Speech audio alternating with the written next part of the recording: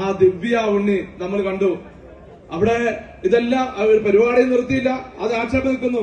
ഞാൻ ചോദിക്കട്ടെ, ഈ ദിവ്യ ഉണ്ണി എന്ന സഹോദരി അവരൊരു അമ്മയല്ലേ, അല്ലേ, ഒരു സഹോദരിയല്ലേ?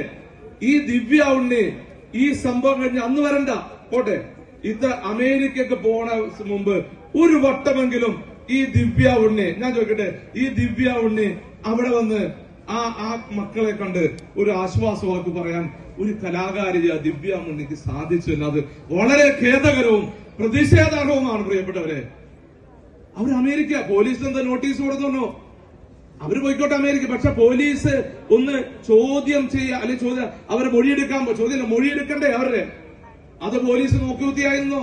ഇനി വേണ്ട, അവർക്കൊരു മനസാക്ഷിയില്ലേ?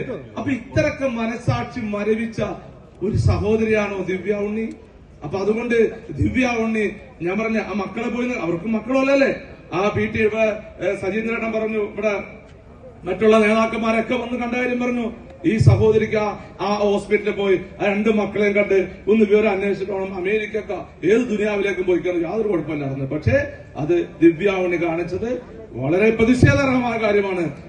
ഒരു സഹോദരി എന്നതിലും, ഒരു അമ്മ എന്നതിലും, ഒരു കലാകാരി എന്നതിലും കേരള സമൂഹം അവരെ കാണുന്ന ഒരു വെറുപ്പാണ് ഇപ്പൊ നമ്മുടെയൊക്കെ മനസ്സിൽ കാണുന്നത്.